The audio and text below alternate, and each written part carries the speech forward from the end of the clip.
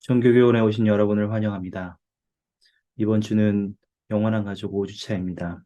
스스로 계획을 세워서 학습하는 것은 쉽지 않다는 것을 제가 이해하고 있습니다. 한창 여러분의 사기가 떨어질 시기이기도 한데요. 개인적인 시간을 꼭 내셔서 여러분만의 공간을 만드시고 조용한 곳에서 이 수업에 참여하실 수 있기를 기대합니다. 또한 그렇게 함으로써 여러분이 개인적인 영적인 힘을 얻을 수 있기를 바랍니다. 오늘의 공과 또한 그러한 개인적인 힘을 얻는 것, 그리고 영적인 축복을 얻는 것과 연관이 깊이 되어 있기 때문에 더욱 여러분에게 도움이 되기를 기대합니다.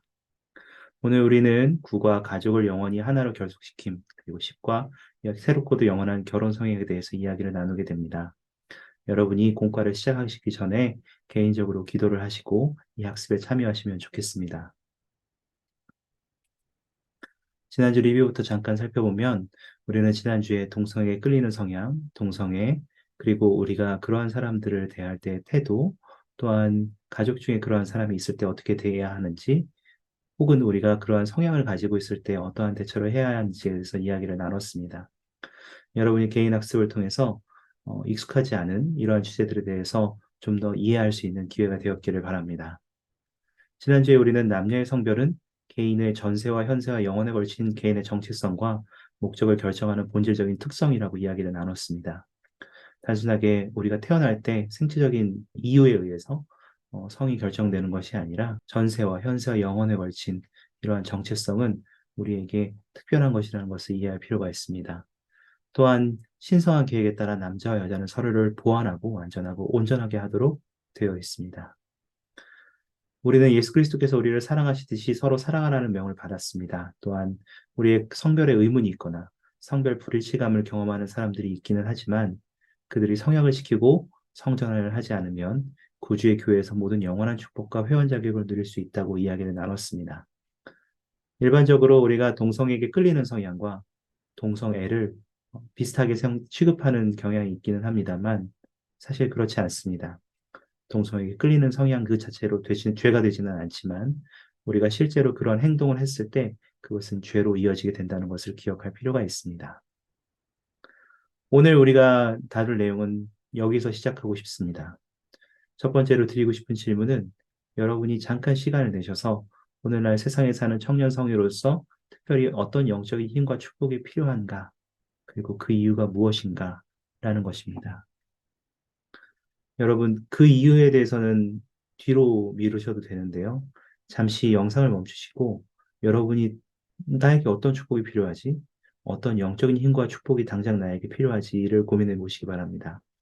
우리가 연차대회를 시청할 때에도 우리가 가지고 있는 영혼의 질문들을 가져가서 그 질문에 대한 답을 연차대에서 찾으면서 들을 때 더욱더 의미 있는 경험을 할 수 있는 것처럼 오늘 여러분이 이 학습을 시작하기 전에 이러한 여러분이 필요한 영적인 힘과 축복에 대해서 먼저 한번 적어보시기 바랍니다. 잠시 시간을 드리겠습니다. 여러분 어떠한 것들을 좀 적어보셨습니까? 여러분에게는 어떠한 영적인 힘과 축복이 필요하십니까? 다른 수업에서 나온 몇 가지 예들은 다음과 같았습니다. 어떠한 사람은 분별력과 소통 능력을 원했고, 어떠한 사람은 현명함과 체력, 어떠한 사람은 예지력, 어떤 사람은 자제심, 또 어떤 사람은 우선순위를 선택할 수 있는 힘과 그것을 행할 수 있는 체력, 또 어떤 사람은 유순함과 자주심, 또 어떤 사람은 신앙을 얻고 싶다고 이야기했던 분들도 있습니다.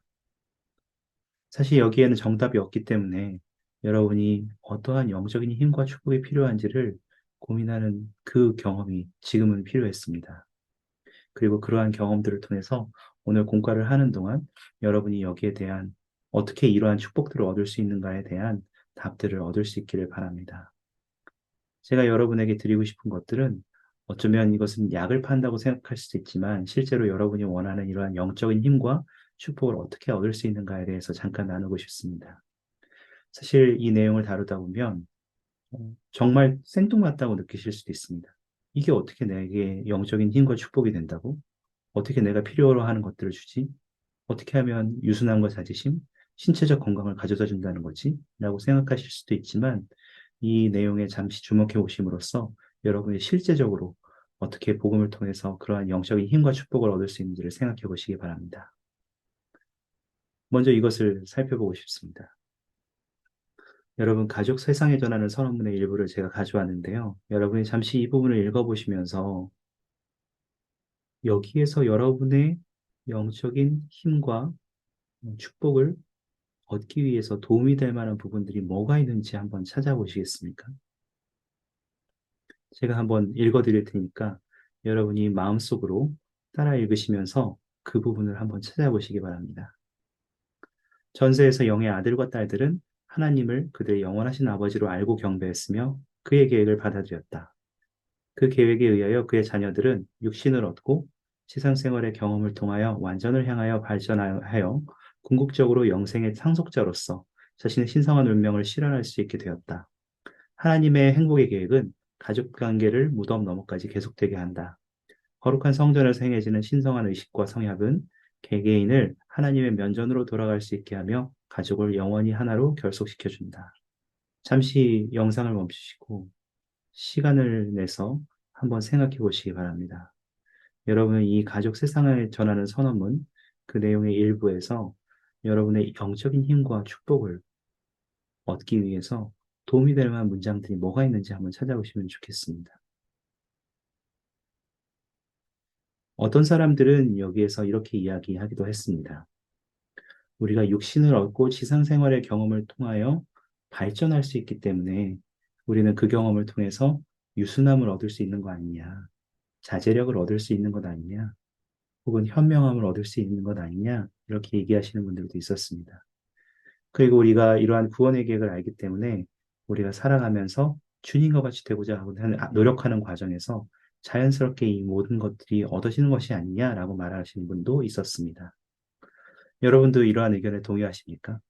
사실 여기에 어떠한 정답을 제가 두고 여러분께 질문하는 것은 아니지만 여러분이 여러분만의 아이디어들을 한번 생각해 보시면서 여기에 있는 주님께서 주신 문장들이 여러분이 원하는 영적인 힘과 축복을 가져다 줄 수 있을지 고민해 보시기 바랍니다. 또 하나 여기에서 볼 수 있는 것 중 중요한 것은 우리가 행복의 계획을 아는 것의 유무인 것 같습니다. 가족 관계가 무덤 너머까지 계속되게 된다는 것, 우리가 신성한 운명을 가지게 된다는 것, 특별히 무엇보다도 마지막에 거룩한 성전을 행해지는 신성한 의식과 성약을 통해서 우리가 하나님의 면전으로 돌아갈 수 있게 하며 가족을 영원히 하나로 결속시켜 준다는 것. 이러한 것들을 알고 이러한 원리들을 우리의 삶에 적용하려고 노력할 때 여러분이 원하시는 영적인 힘과 축복들은 자연스럽게 얻어지는 과정에 이를 수 있다고 생각합니다. 저를 아직 신뢰하지 못하시고 아직도 약을 잘 팔고 있다고 생각하시는 것 같아서 넬슨 회장님의 다음 인용문을 하나 더 보여드리겠습니다. 제가 한번 읽어볼 테니까 추가적으로 여러분이 얻을 수 있는 어떻게 내가 원하는 영적인 힘과 축복을 도대체 이러한 복음을 통해서 얻을 수 있지? 라는 것에 고민해 보시기 바랍니다. 우리가 추구하는 목적이란 주님의 집에서 권능을 부여받고 가족으로 인봉되며 하나님의 가장 큰 은사인 영생을 받을 자격을 갖추도록 성전에서 맺은 성약에 충실하게 생활하는 것입니다. 성전 의식과 여러분이 그곳에서 맺는 성약은 여러분의 삶과 결혼, 가족, 그리고 대적의 공격에 저항할 능력을 굳건히 하는 비결이기도 합니다. 여러분, 넬슨 회장님께서는 우리가 주님의 집에서 권능을 부여받고 성약을 맺고 우리가 맺은 성약에 따라 충실하게 생활하는 것이 정말 중요하다고 말씀하셨습니다. 우리가 주님의 집에 들어가고 또한 주님의 왕국을 상속받기 위해서 또 가족으로서 영원히 행복하기 위해서 우리는 복음의 필수적인 의식들에 참여하고 성약을 맺어야만 합니다. 그리고 그 성약에 따라서 우리가 끝까지 견디어야만 합니다. 우리가 일단 성약을 맺게 되면 그것은 우리에게 중요한 문제가 됩니다. 우리가 자동차 보험을 들거나 혹은 사회적으로 누군가와 계약을 맺었을 때 계약에 충실해지는 것은 우리의 의무가 됩니다. 우리가 하고 싶은 다른 것들이 있더라도 그런 의무를 벗어날 수는 없죠. 나는 계약을 하긴 했지만 계약대로 살지 않을 거야. 계약을 지키지 않아도 돼라고 할 수 있는 사람은 아무도 없는 것을 알고 있습니다. 더욱이 주님과의 계약, 즉 우리가 성약이라고 부르는 이러한 것들은 정말 더 중요한 것입니다. 때때로 우리는 어릴 때 침례를 받았기 때문에 어떠한 성약을 맺었고 우리에게 어떠한 의무가 주어졌으며 우리가 짊어져야 될 주님의 복음 안에서의 책임들을 완전하게 이해하지 못할 수도 있지만 우리는 자주 성전에 가고 매주 안식일에 성찬을 취하고 계속해서 복음 안에서 배우고 성장함으로써 우리에게 주어진 성약의 의미, 책임, 그리고 우리가 어떻게 이 계약을, 주님과의 성약을 준수할 수 있는지에 대한 더 많은 지혜를 얻게 됩니다. 그것은 이제 우리에게 우리가 가지고 있는 의지보다 더 중요해지게 됩니다. 그리고 그것을 지키고자 노력할 때 우리에게는 수많은 축복들이 약속되게 됩니다.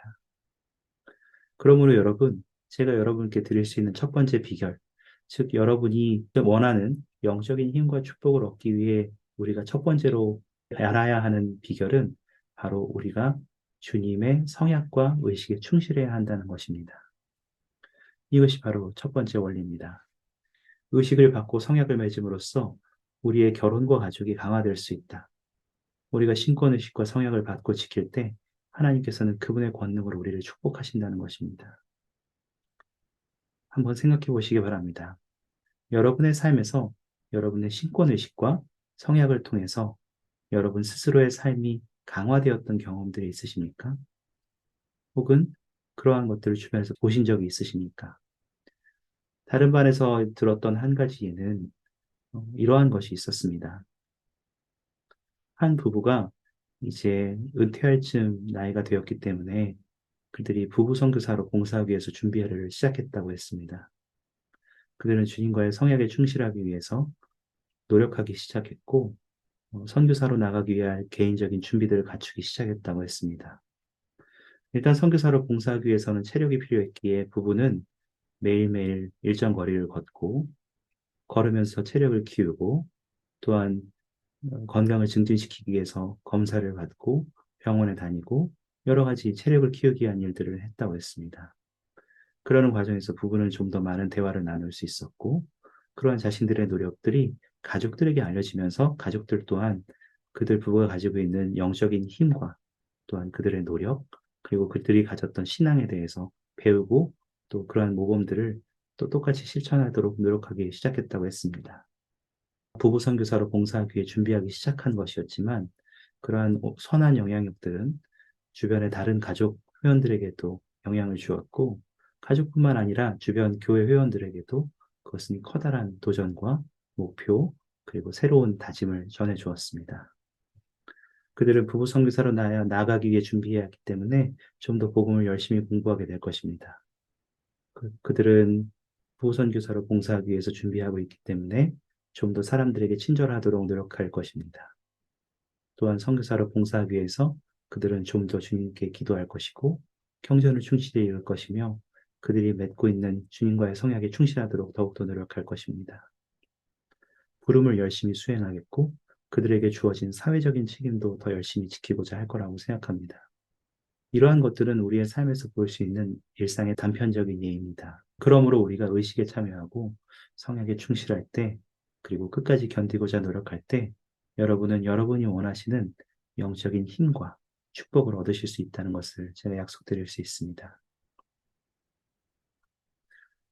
또 다른 한 가지의 방법을 좀 전해드리고 싶습니다. 이 시나리오를 통해서 여러분에게 좀 나누고 싶은데요. 이러한 상황을 한번 생각해 보시기 바랍니다. 아마 몇 년 안에 부산 성전이 오픈되면 여러분이 아마 친구와 경험할 수도 있는 일이라고 생각합니다. 다른 종교를 가진 한 친구가 최근에 성전 일반 공개에 참석했고 그 친구는 그곳에서 돌아가신 조상들을 위한 의식을 행한다는 말을 들었습니다. 그리고 며칠 후에 그녀는 여러분에게 이렇게 질문합니다. 왜 너희 교회는 죽은 사람들을 위한 의식을 행하니? 이것도 굉장히 생뚱맞죠? 여러분의 영적인 힘과 축복을 얻는데 갑자기 성전의식, 돌아가신 분들을 위한 의식을 이야기하는 것이 조금 의아하게 생각하실 수도 있겠습니다. 하지만 잠시 이 내용을 함께 따라가 보시죠. 여러분은 이 질문에 어떻게 답하시겠습니까? 사실 우리의 구원만을 위해서라면 나만 잘하면 되지. 돌아가신 분들을 위해서 꼭 이러한 의식을 행하는 게 필요할까요? 다른 사람의 구원을 생각하더라도 우리 가족만 생각하면 되는 거 아닙니까? 다른 사람들은 다른 사람들이 알아서 해도 되는 거 아닐까요? 내가 닿을 수 있는 할아버지, 할머니, 혹은 증조 할아버지, 할머니 정도? 뭐, 그 정도만 하면 충분하지 않을까요? 왜 우리가 알지도 못하는 더 오래된 조상들, 혹은 내가 알지 못하는 모든 다른 사람들을 위해서 이러한 의식들을 왜 행해야만 할까요? 어려울 수 있기 때문에 다음에 도움이 되는 몇 가지 말씀들을 잠깐 살펴보시기 바랍니다. 조셉 F. 스미스 회장님은 다음과 같이 말씀하셨는데요. 하나님의 가족이라는 전체 관계 사슬이 하나의 사슬로 결합되어 그들 모두가 하나님과 그분의 그리스도의 가족이 될 때까지 함께 결합하고 부모와 자녀, 자녀와 부모가 하나로 합쳐져야 합니다. 만일 죽은 자들이 도무지 살아나지 못하면 죽은 자들을 위하여 침례를 받는 자들이 무엇을 하겠느냐? 어찌하여 그들을 위하여 침례를 받느냐? 고린도전서 15장 29절에 있는 말씀도 같이 여러분께 나눠드렸습니다.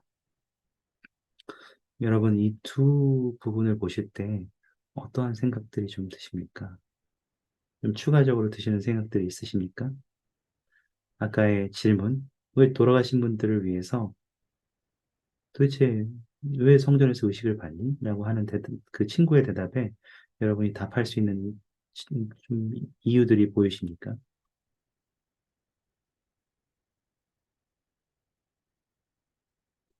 하나를 더 보여드리도록 하겠습니다. 다음 경전 구절도 한번 읽어보시면서 여러분이 어떻게 이 질문에 답을 할 수 있는지를 좀 더 생각해 보시기 바랍니다. 교회화성역 128편 15절에 있는 내용입니다.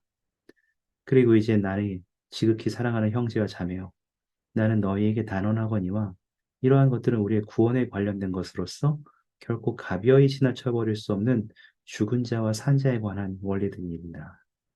이는 그들의 구원이 우리의 구원에 필요하고도 불가결한 것이니 바울이 조상들에 대하여 말하기를 우리가 아니면 그들이 온전함을 이룰 수 없다 함과 같이 우리의 죽은 자가 아니면 우리도 온전함을 이룰 수 없느니라. 이렇게 되어 있습니다. 다시 한번 질문을 드립니다. 친구가 여러분에게 질문한 것, 도대체 왜 죽은 사람들을 위해서 성전에서 의식을 받니? 라고 할 때 여러분은 이제 대답하실 수 있겠습니까? 이 구절에 따르면 왜 우리는 조상을 대신하여 성전 의식을 받고 있고 그것이 우리에게 필수적입니까? 그것이 바로 우리의 구원과 밀접하게 연결되어 있기 때문이죠.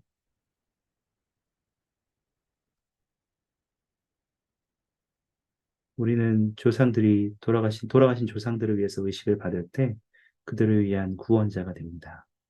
그렇지만 동시에 그들을 위해서 그들의 구원을 위해서 우리가 의식을 받고 거기에 참여할 때 그것은 우리의 온전함과 우리의 구원을 위해서도 필수적이라는 것을 이해할 필요가 있습니다.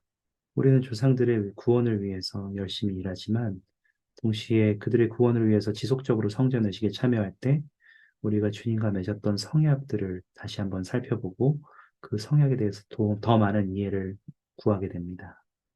이해가 깊어지면 깊어질수록 우리는 어떻게 하면 좀 더 성약에 충실할 수 있을지 노력하게 되고 또한 계속 앞으로 나아갈 수 있게 됩니다. 그것뿐만이 아닙니다. 우리가 실질적으로 이러한 성전 의식들을 통해서 가족과 가족이 연결되지 않는다면, 조상들과 후손들이 연결되지 않는다면, 주님께서는 우리에게 내릴 수 있는 모든 축복을 거두어 가신다고 말씀하셨습니다. 물론 주님께서는 그렇게 하지 않으실 것입니다. 그러한 것이 일어나지 않도록 계속해서 우리에게 선지자들을 보내시고, 우리에게 신권을 주셨고, 우리에게 필요한 모든 필수 불가결한 의식들이 끊임없이 일어나고 후손들에게 주어지며 조상들을 위해서 그러한 의식들이 일어나도록 모든 노력을 다하실 것입니다. 우리가 하는 성전에서의 모든 의식들이, 우리가 하는 모든 성전 사업들이 단순히 남을 위해서 봉사하는 것이 아니라는 것을 이해하실 필요가 있습니다. 아마 이번 연차대회를 모두 들으셨다면, 적어도 토요일 모임에서만 구원은 개인적인 것이지만 승용은 가족의 문제라고 말씀하시는 내용들을 몇 번이고 들으셨을 거라고 생각합니다. 우리가 해야 될 것들은 우리 자신만을 위해서 최선을 다하는 것이 아니라 우리 조상들과 모든 사람들을 위해서 계속해서 노력해야 합니다. 모든 사람이 구주의 복음을 이해하고 그분의 의식을 받아들이고 성약을 맺으며 끝까지 충실할 수 있도록 돕는 것이 우리에게 주어진 성약 안에서의 또 다른 의미이기도 합니다. 그러므로 여러분, 돌아가신 조상의 구원은 우리의 구원과 온전함에도 필수적입니다. 흰크리 회장님의 다음 말씀을 같이 한번 읽어보면 좋겠다고 생각합니다. 우리의 구속주가 모든 인간을 희생제물로서 자신의 생명을 대신 버리심으로써 우리의 구주가 되신 것처럼 우리 자신도 성전에서 대리사업에 참여할 때 지상에 있는 사람들이 휘장 저편에 있는 분들을 위해 무언가를 하지 않는 한 발전할 방법이 없는 그들에게 작은 의미에서 구원자가 되는 것입니다. 우리는 다른 사람들을 돕지만 동시에 그들을 도우면서 우리 자신도 조금씩 더 온전함에 나아가게 되는 것입니다. 어떠한 사람들은 이렇게 걱정할 수도 있다고 생각합니다. 그러면 내가 아무리 열심히 하더라도 승용에 이를 수 없네요. 누군가 내 가족이 복음에서 떨어져 나가고 침례받지 않기를 결정하고 누군가 의식을 받지 못했다면 성약에 충실하지 않는다면 나는 결국 승용에 이를 수 없는 것이 아닌가요? 승용은 가족의 문제라고 아까 말씀하셨잖아요. 라고 말씀하실 수도 있을 것 같습니다. 하지만 제가 지금 말씀드릴 수 있는 것은 그것을 지금 걱정하지 않아도 된다는 것입니다. 우리가 해야 할 것은 지금 우리에게 주어진 것에 충실하는 것입니다. 도대체 승용에 이르는 것을 누가 결정합니까? 우리가 투두리스트처럼 주님의 모든 성약과 계명들을 늘어놓고 했다고 체크리스트에 모두 체크하게 될 때 우리는 승용에 이르게 됩니까? 그렇지 않습니다. 우리는 우리가 할 수 있는 모든 것을 다 한 이후에 주님의 은혜를 통해서 승용에 이르게 되는 것입니다. 그러므로 누가 승용에 이르게 될지, 또 누가 승용에 가까운지, 혹은 누가 승용에 이르게 될지, 누가 주님의 영적인 축복을 받게 될지, 받게 되지 않을지는 주님께서 결정하실 일이지, 우리가 할 일이 아닙니다. 그러므로 우리가 지금 할 수 있는 일은 희망의 온전한 밝은 빛을 품고 힘차게 앞으로 나아가는 것입니다. 그렇게 하게 될 때 우리는 구주께서 절대 우리를 내버려 두지 않는다는 신앙을 가지고 나아갈 수 있으며 동시에 주님께서는 우리에게 모든 축복을 약속하고 계십니다. 그러므로 지금 여러분이 얻지 못하거나 부족한 부분에 있어서 더 좋은 방법으로 개선하기 위해서 노력은 하시되 그것으로 인해 좌절하지 마시고 염려하지 마시기 바랍니다. 생각보다 많은 교회 회원들이 자신이 구주를 믿고 있다고 이야기하지만 구주가 자신을 구원할 수 있다고는 믿지 않습니다. 마치 자신이 구주께서 제시하신 체크리스트를 다 채워야 되고 자신 스스로가 자신의 삶을 위한 구원자가 되려고 노력하고 있는 것 같습니다. 하지만 실제로는 그렇지 않습니다. 우리는 구주가 필요하며 우리의 삶에서 구주의 필요성을 분명하게 인식해야 합니다. 그렇게 함으로써 우리의 마음은 좀 더 가벼워지고 복음 안에서 좀 더 충실할 수 있으며 좌절하지 않고 희망의 밝은 빛을 온 마음에 품고 힘차게 앞으로 나아갈 수 있게 되는 것입니다. 다시 원래의 질문으로 돌아와 보죠. 여러분, 도대체 가족 역사 그리고 성전 사업을 하는 것이 우리에게 어떤 영적인 힘과 축복을 가져다 줍니까? 그것이 정말 내가 원하는 그러한 영적인 힘과 축복을 가져다 줍니까? 여러분 혹시 그러한 경험을 해보신 적이 있으십니까? 여기 있는 질문들을 잠시 한번 생각해 보시죠. 여러분이 가족 역사를 했던 경험이 있으시다면, 그리고 과거, 현재나 가족 역사 사업을 하는데 방해가 되었거나 또 장애물들이 있었다면 그런 것을 극복해 본 경험이 있으십니까? 주님이 여러분들을 어떻게 도우셨습니까? 그리고 조상들을 대신해 성전의식을 받았을 때 어떤 느낌들을 느끼셨습니까?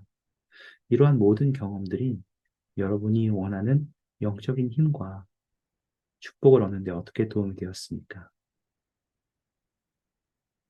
이러한 것을 제가 직접 설명해 드리는 것보다 다음에 영상을 잠시 시청하시면서 실제로 여러분에게 이러한 성전 사업에 참여하는 것이 어떠한 축복이 되고 여러분이 원하는 개인적인 영적인 힘과 축복들을 가져다 주는지에 대해서 생각할 수 있는 기회가 되기를 바랍니다. 잠시 영상을 보시겠습니다.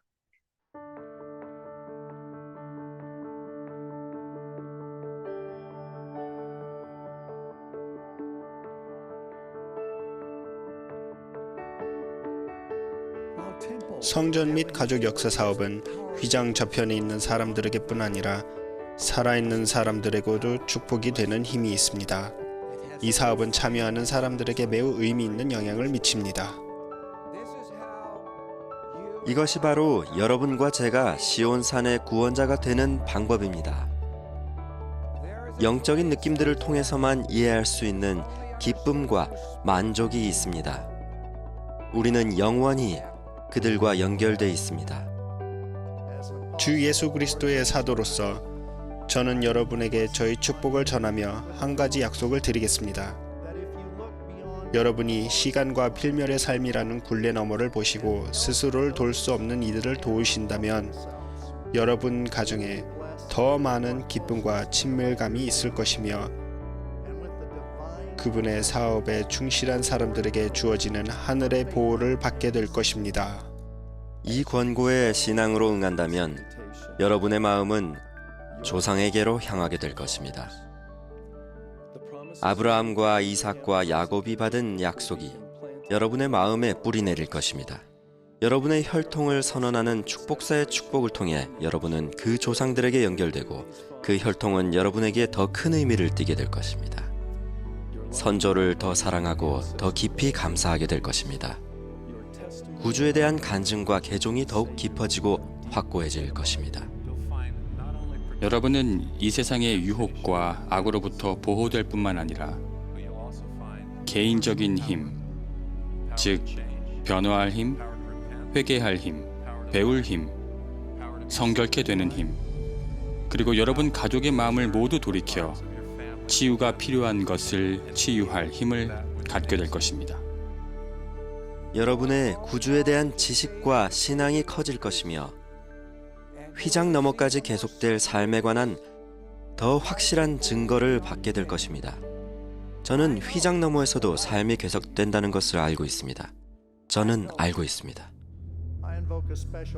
저는 이제 부모, 청소년, 어린이 여러분이 하늘에서 주신 책임과 의무를 이행할 때 삶의 모든 면에서 축복이 임하고 기쁨을 얻도록 특별히 강구합니다. 또한 대적이 미치는 강한 영향력으로부터 보호받게 될 것을 약속합니다. 이 성스러운 사업에 참여하고 사랑한다면 청소년 시기뿐 아니라 평생토록 보호될 것입니다.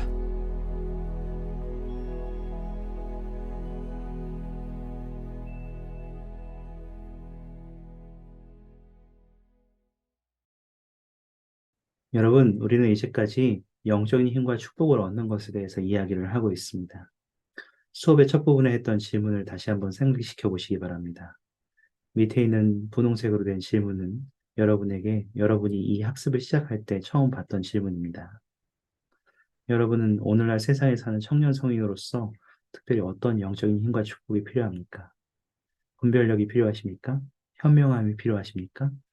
예지력이 필요하십니까? 이러한 축복을 실제로 여러분의 삶으로 가져올 수 있는 방법 두 가지를 오늘 저는 설명을 드렸습니다. 첫 번째는 성약과 의식에 충실하는 것이라고 말씀을 드렸습니다. 그리고 두 번째는 우리가 돌아가신 분들과 나를 위해서 성전 사업에 참여하는 것이라고 말씀드렸습니다. 여러분들이 이 두 가지 항목에 있어서 답을 얻으셨는지 모르겠습니다. 어떤 사람들은 이렇게 생각하기도 합니다. 그러면 질문이 있는데요.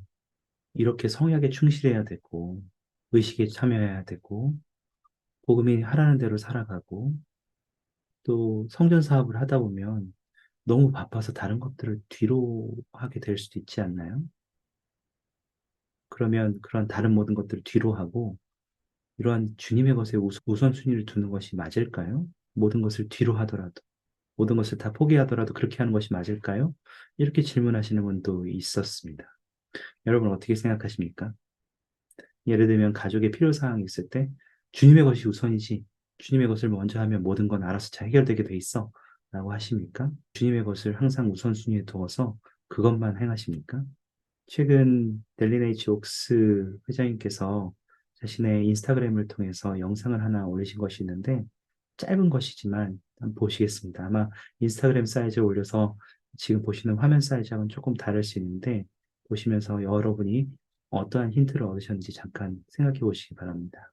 잠시 영상을 보시겠습니다. How do I balance my various responsibilities? And it's impossible to give a formula on that, but the principle that should govern us is not to select one of those and give it all your time in the sense that every time you prioritize that ahead of anything else. The best way to set priorities in the area that you've identified is to do all of them at the same time, not every day, but don't let a week pass without giving attention to everything that's important in the development of your life. And the mistakes that I've seen in prioritizing is for a student to put their student activities ahead of everything else, including church activity, or just the opposite, to put every church activity ahead of dealing with what needs to be done to stay up in school. 여러분 영상을 보시면서 어떠한 생각들이 좀 드셨습니까? 우리는 때때로 복음에 충실해야 하고 성역과 의식에 충실하며 이러한 성전 사업에 충실해야겠다는 생각을 한 나머지 우리가 해야 될 다른 모든 의무들을 뒤로하고 그것에만 충실하곤 하는 사람들이 있습니다. 그렇지만 그렇게 해서는 안 됩니다. 복음에 충실하고 성역과 의식에 충실하고 성전 사업에 충실한다는 것은 우리의 삶에 필요한 모든 것에 똑같이 충실하게 된다는 것입니다.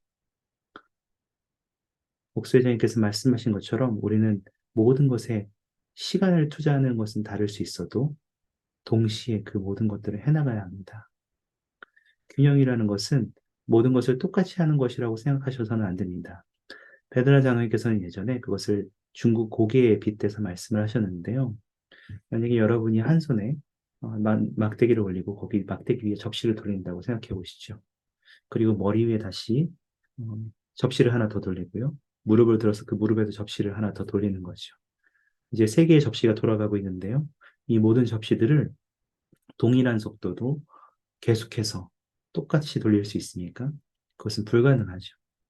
어떤 한 접시가 떨어질 때 그것을 돌리고 다시 잘 돌고 있으면 다른 접시가 떨어지기 전에 그것을 돌리고 또 다른 접시로 관심이 옮겨가죠. 그래서 균형을 찾는다는 것, 모든 일을 동시에 해나간다는 것은 단순히 그 모든 일을 한 번에 똑같이 한다는 의미가 아닙니다. 경전을 3시간 읽었으니까 3시간 자야 되고 3시간 공부해야 된다는 얘기가 아니라는 것입니다. 다만 그 모든 것들이 여러분의 삶에서 떨어져 깨지지 않도록 계속해서 주의를 기울이고 그때그때 우선순위에 맞춰야 된다는 것입니다.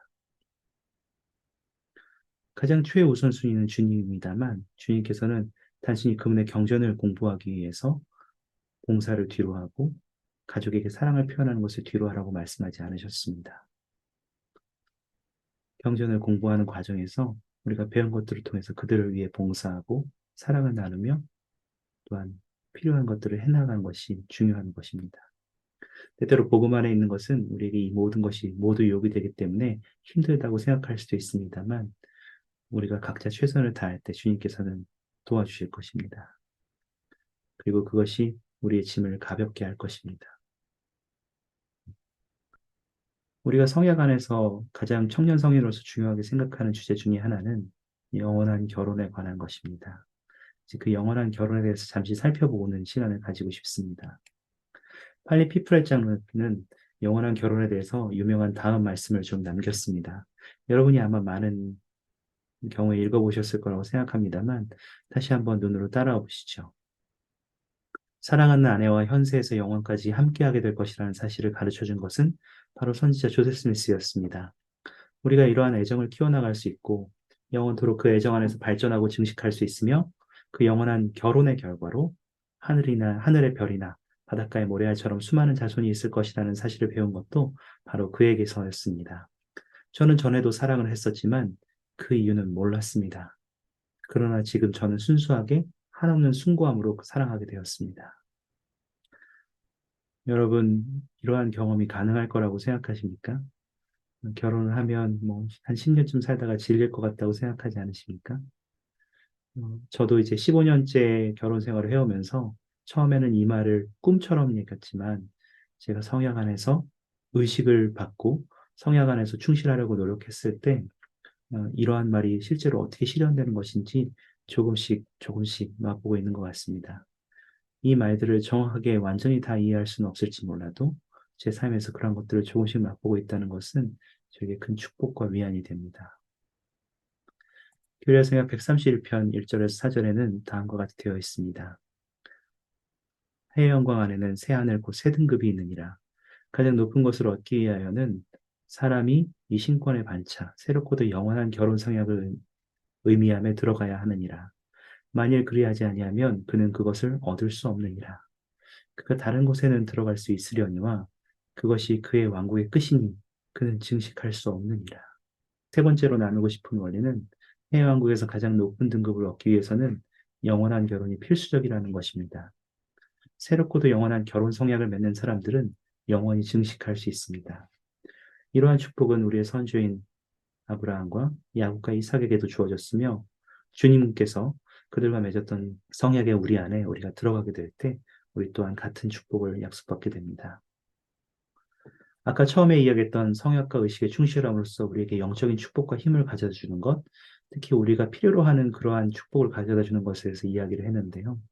영원한 결혼에서도 같은 원리가 적용됩니다. 여러분은 이러한 다이어그램을 보신 적이 있으실 것입니다. 때때로 일반적으로 우리가 남편과 아내가 서로 가까워지고 하나가 되고 더욱더 사랑하기 위해서는 남편은 아내에게, 아내는 남편에게 더 잘해야만 한다고 생각하죠. 하지만 복음 안에서 우리가 이러한 원리를 알게 될 때 우리는 각자가 그리스도께 더욱더 다가감으로써 오히려 남편과 아내가 가까워지는 경험을 할 수 있다는 것을 배웠습니다. 여러분이 이것이 어떻게 작동하는지 잠시 다음 베드나의 장로님의 영상을 통해서 배워보시기 바랍니다. The Lord Jesus Christ is the focal point in a covenant marriage relationship.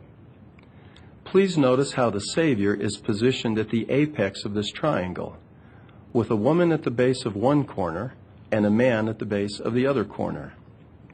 Now consider what happens in the relationship between the man and the woman as they individually and steadily come unto Christ and strive to be perfected in Him. Because of and through the Redeemer, the man and the woman come closer together. As a husband and wife are each drawn to the Lord, as they learn to serve and cherish one another, as they share life experiences and grow together and become one, and as they are blessed through the uniting of their distinctive natures, they begin to realize the fulfillment that our Heavenly Father desires for His children. Ultimate happiness, which is the very object of the Father's plan, is received through the making and honoring of eternal marriage covenants. 여러분 영상을 잘 보셨습니까? 우리가 단순히 남편과 아내로서 서로를 바라보는 것이 아니라 각자가 그리스도를 바라봄으로써 서로를 더욱더 사랑할 수 있고 더욱 하나가 되며 그러니까 팔리피 프렛이 이야기했던 그러한 경험들을 우리의 삶에도 실천할 수 있게 된다는 것을 보실 수 있으셨습니까?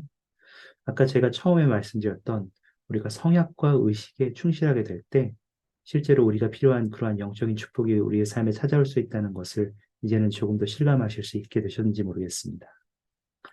넬슨 회장님께서는 다음과 같이 말씀하셨습니다.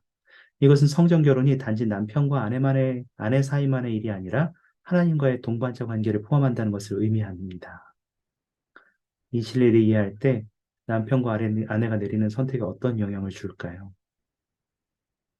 우리가 단순하게 좀 더 좋은 남편, 좋은 아내가 되는 것보다 우리가 좀 더 주님과 같이 되려고 노력할 때 우리가 자연스럽게 남편과 아내가 내리는 선택에 영향을 줄 수 있다는 것을 이해할 수 있기를 바랍니다. 몬슨 회장님의 다음 말씀을 한번 같이 읽어보시면서 이해를 더하실 수 있다면 좋겠습니다. 영원한 관점을 유지하십시오. 장래에 성전 결혼을 할 수 있게 생활하십시오.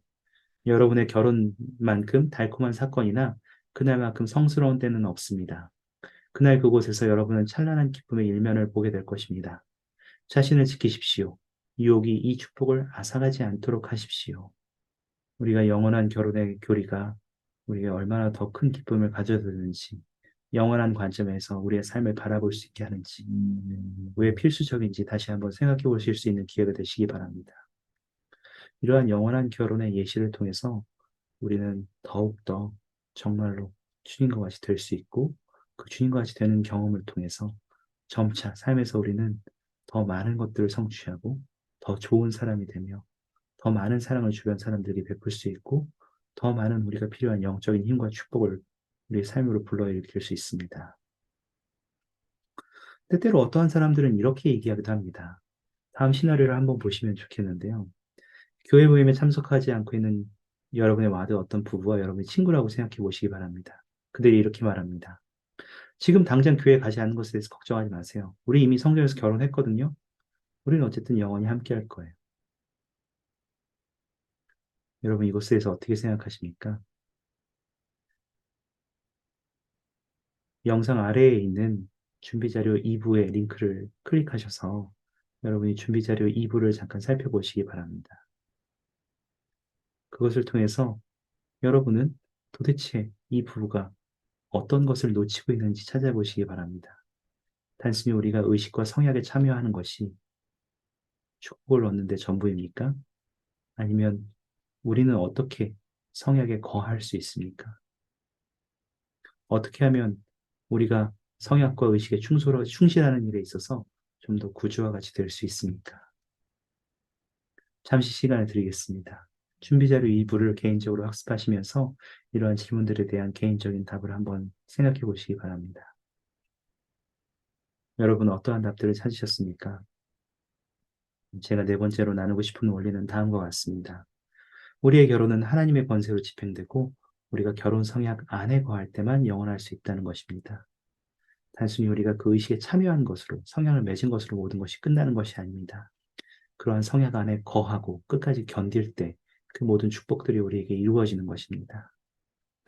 성신은 우리가 결혼 성약의 충실함을 아버지께 증거할 것입니다. 구주께서는 약속과 성약을 지키는 완전한 모범으로서 우리에게 이미 모든 것을 성취하셨고 모든 것을 보여주셨습니다. 성약과 의식에 참여하고 그것에 충실하며 끝까지 성약 안에 거하는 것에 대해서 생각할 때, 특히 결혼에 대해서 생각할 때 여러분의 그러한 결심은 얼마나 강합니까? 그 결심을 위해서 여러분은 지금 어떠한 선택을 하실 수 있으십니까? 어떻게 그러한 성약을 지키는 일에서 구주의 모범을 더 잘 따를 수 있습니까? 그리고 단순히 나의 노력뿐만이 아니라 나의 힘만으로 하는 것이 아니라 나를 돕고자 하시는 모든 것을 성취하신 구주의 권능과 권세를 어떻게 하면 좀 더 나의 삶에 불러와서 그분이 우리를 돕게 하실 수 있겠습니까? 이 문제에 대한 고민이 우리에게 우리가 좀 더 앞으로 나아가는 데 도움이 되기를 바랍니다. 오늘 우리는 여러 가지 것들을 이야기했습니다만 주제는 하나입니다. 먼저 여러분이 원하는 영적인 힘과 축복들에 대해서 깊이 생각해 보시기 바랍니다. 그것은 일시적인 것일 수도 있고 계속되는 것일 수도 있습니다만 그때그때 여러분은 이러한 고민을 꼭 해보시기 바랍니다. 그리고 그렇게 여러분이 원하시는 영적인 힘과 축복을 얻는 가장 중요한 몇 가지 방법 중에 하나는 의식을 받고 성약을 맺음으로써 우리의 결혼과 가족이 강화될 수 있다는 것을 이해하고 참여하는 것입니다. 우리가 신권의식과 성약을 받고 지킬 때 하나님께서는 그분의 권능으로 우리를 축복하실 것입니다. 더불어서 우리가 성전 사업에 참여하고 돌아가신 분들을 위해서 구원의식에 참여할 때 우리는 그들만의 구원을 위해서 우리가 일하는 것이 아니라 그것이 우리의 온전함과 우리의 영적인 축복에도 필수적이라는 것을 이해하게 됩니다. 결혼을 가지고 이해할 때 또한 우리가 승용에 이르기 위해서는 영원한 결혼이 필수적이며 단순히 성약을 맺고 의식에 참여하는 것이 중요한 것이 아니라 그 안에 거하는 것이 우리에게 중요한 것이라는 것을 꼭 이해할 필요가 있습니다. 이 개인 학습이 마무리되면 여러분들은 개인적으로 다음 리아오나 기사들을 몇 가지 선택하여 읽어보시기 바랍니다. 아래 댓글에 이러한 링크들을 다 같이 남겨두었으니 여러분들이 모두 다 읽을 필요는 없지만 하나나 두 개 정도로 선택하셔서 읽어보시고 여러분이 얻으신 개인적인 통찰력을 개인 학습에 기록해 보시기 바랍니다. 이러한 여러분의 학습이 여러분의 개인적인 영적인 힘과 축복을 얻는데 도움이 되기를 바랍니다. 더불어 그러한 여러분이 가지고 있는 소망들을 다시 한번 되새기면서 이번 연차대를 계속해서 깊이 살펴보시고 생각하시면서 선지자의 가르침을 여러분의 삶으로 가져올 수 있는 기회가 되기를 바랍니다. 하나님께서 살아계십니다. 그리고 그분께서는 구주이신 그리스도를 통해서 모든 것을 이미 이루셨습니다. 그리고 그분은 우리를 기꺼이 돕고자 하십니다. 우리가 지금 필요한 영적인 힘과 축복을 얻기 위해서 의식에 참여하고 성약에 충실할 수 있기를 바랍니다. 그리고 그 안에 거할 수 있기를 바랍니다. 그리고 우리가 그러한 노력을 기울이는 데 있어서 단순히 우리의 힘과 노력만으로 하는 것이 아니라 구주의 도움을 우리의 삶으로 계속 가져올 수 있기를 바랍니다. 우리가 혼자서 할 수 있는 것이 아니라는 것을 말씀드립니다. 이 모든 것을 예수 그리스도의 이름으로 전해드립니다. 아멘.